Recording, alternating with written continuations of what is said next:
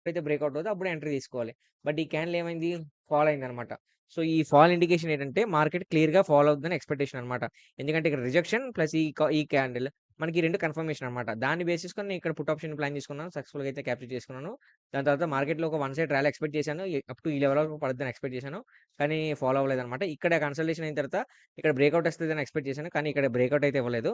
So, ఇక్కడ నుంచి maximum ఇదే రేంజ్‌లో మార్కెట్ అయితే కన్సల్టేషన్ అయితే జరిగింది. సో, ఇంకా మండే మార్కెట్ ఎలా ఉండబోతుంది? మండే మార్కెట్‌లో మన సపోర్ట్ అండ్ రెసిస్టెన్స్ ఏ విధంగా ఉండబోతుందో చెప్తా చూడండి. మండే మార్కెట్ గనక అబ్జర్వ్ చేస్తే ముందుగా మీరు 1 వీక్ క్యాండిల్ గనక చూస్తే 1 వీక్ క్యాండిల్ అయితే మార్కెట్ క్లియర్‌గా రిజెక్షన్ ఇచ్చింది. మార్కెట్ కొంచెం ఫాలో అయ్యే సైనే కనిపిస్తుంది. చూద్దాం మార్కెట్ ఈ లెవెల్ వరకు ఫాలో అవుతుందా లేదా అనేది చూద్దాం. సో, మండే మనం ట్రేడ్ సెటప్ ఎలా పెట్టుకుందాం అంటే ఫ్రెండ్స్ ఏదైనా సరే మార్కెట్ ఓపెనింగ్ మీద ఆధారపడి ఉంటది. ఓపెనింగ్ మీద ఒకవేళ హ్యూజ్‌గా గ్యాప్ అప్ అయితే మాత్రం మార్కెట్ రికవర్ అయ్యే ఛాన్స్ ఉంది. ఒకవేళ గ్యాప్ డౌన్ అయితే మాత్రం మార్కెట్‌లో ఒక 30 మినిట్స్ వెయిట్ చేసిన తర్వాత ఎంట్రీ తీసుకోండి. ఓకేనా ఫ్రెండ్స్? సో, నేను సపోర్ట్ అండ్ రెసిస్టెన్స్ వీడియో ఎండ్‌లో పెడతా. మీకు కావాల్సిన స్క్రీన్‌షాట్ తీసుకోవచ్చు. తిరిగి మళ్ళీ మనం మండే వీడియోలో మళ్ళీ మనం కలుద్దాం. నా వీడియో గనుక నచ్చితే వీడియో లైక్ చేసి ఛానెల్ అయితే సబ్స్క్రైబ్ చేసుకోండి. ఓకేనా ఫ్రెండ్స్? Thanks for watching.